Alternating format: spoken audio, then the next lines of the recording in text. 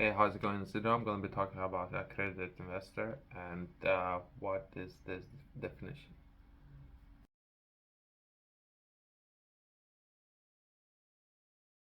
Accredited investor is an individual or entity, but perhaps organization, but I'm not entirely sure how to set up this kind of organization myself. But I saw there's a different forms of organizations and how you can potentially do it. But depending on where you are located and what kind of territory you might have differences, you can set up this organization and you can potentially manage the large pools of capital, I guess.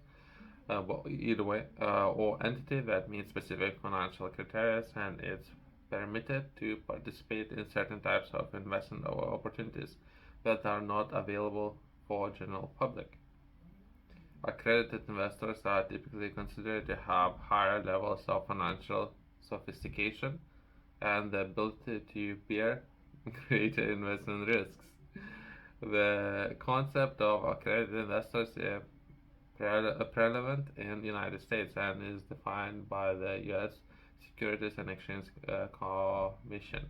This is what I have heard about it from U.S. I'm not entirely sure how other countries do that, and it's about how much capital you would not necessarily would affect you from losing. So perhaps that's my own understanding of what would be a accredited investor. So if you were to have $1,000 or $100,000, right?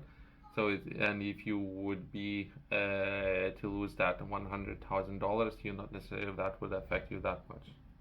For individuals to qualify as a accredited investor, they must typically meet one of the following criteria. Income test, they must have an annual income of at least $200,000 or $300,000 for married couples. Either way, that might change, so not necessarily it's constantly changing, right? So depending on when you are watching this video, it's so not necessary. But either way, so what I'm sharing is that would be general information, not necessarily by the time you're watching it. There might be things that might take into effect and it might change. For last 2 years, and expect for to maintain the level of income in the current year. Alternatively, if the investor's net worth individually or jointly with a spouse exceeds 1 million, excluding the value of their primary residence, they may qualify as accredited. So overall worth, I guess, so it's other words to put it, and without any properties or real estate. And another factor would be first one income test. Next one would be net worth test. An individual may also be considered a accredited investor if their net worth exceeds 1 million, either individual or jointly with a spouse. The net worth test does not include the value of the investor's primary residence. Again, it's if they would take collateral, so they not necessarily take away the place where like people can live, right? So again, so if they were to do a test, they don't wanna to get that person affected by there's a more risk involved than making investments. So they not necessarily want that risk to affect that individual. So I guess that's how I understand it. Entities such as corporations, partnerships, and trusts can also be accredited investors based on their assets and financial structures. Here you go. So it's something that I was looking at within UK. So that's particularly those structures are available here and how to set it up. Everything I'm not entirely sure. I have spoke with a number of legal professionals. I would highly recommend for people to do their own research and try to understand how to structure your organizations and how to do it.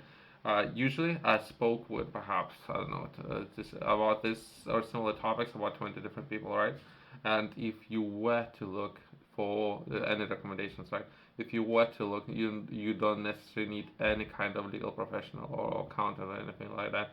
You need very particular that knows all the frameworks and something that he deals with. So you need that's a very narrow understanding that is not necessarily that basic understanding of those professionals, right? So, but is do your own research, and if you were to do business with anything in this particular area, it needs to be about 20 years or so. That's my recommendations. As well as perhaps once you have set up an entity, right? Once you have perhaps corporation, partnership, or trust, if that's a way how you like to do it, if you have that in place, you potentially would have a lot more opportunities, if anything. Just something to take on board if it's something not necessarily you are interested in doing right now. But overall, then managing your finances, something that perhaps can be advised by your financial manager how to do it, right? And from there, if anything, this video is for educational and entertainment purposes only. I'm not your financial advisor. But perhaps not right now, within perhaps next 5 years or 10 years, if you were to begin to generate a proportional large capital, and how to do it, that would be one way how you can potentially have access to you invest your money into different projects, and how to do it secure and safely, I guess. If anything, that's one way to look at it. Being an accredited investor allows individuals and entities to access a wider range of investments opportunities, including private placements of securities, hedge funds, venture capital investments, and certain other investments that are generally not available to non-accredited investors. This distinction is made in part to ensure that individuals and entities invest in higher risk and less regulated opportunities have the financial capability to do so, if anything. I have met with a number of very interesting individuals in London, right? So they are operating in London, and some of the cool stories that those people might be able to share about what our industry trends are, and where they are, how they do think about some investment opportunities, and some of the people that they know, and how they're doing business is a very interesting process. It's something I'm see myself doing in the future, perhaps. Well, no, not currently. Yeah, I'm just busy on my own projects. But either way, it's supporting others in whatever they are looking for investments in, and all of that is very interesting if way of thinking, and I would like more people to be interested in this kind of areas. For people out there who are interested, I have published a book. The name of the book is Project Fit Flow. In this book, I'm sharing a lot of information for whoever is interested in their own body and how to develop their own body. I have covered in depth. I'm sharing a lot of information, very densely packed information for people who are there looking to begin or start their own journey and developing their own body.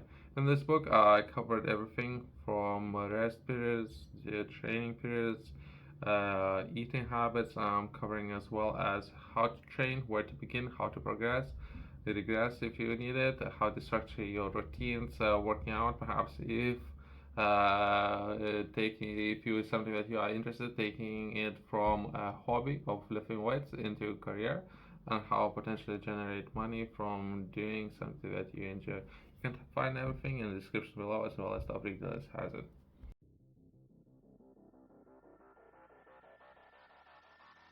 It's essential to note that regulations and definitions of accredited investors may vary in different jurisdictions, and additional criteria of adjustments may apply. When we're talking about jurisdictions, we're referring to legal requirements, right? So this is what it will come back to: rules, depending on where you would like to operate. So different rules, set of rules, right? It's important to note, right? So if you were to begin to do anything, you need to understand, based on where you would like to do it, anything, any business activity, right? What would be rules within that territory, right? So within US, UK, different parts of UK, even different islands, right? There's different jurisdictions.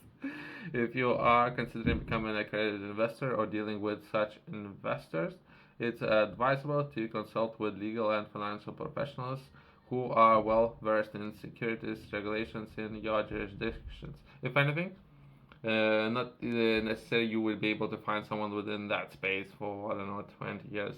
If you were to find someone who is operating within that space for 20 years, usually that person keep that person. That person is very busy.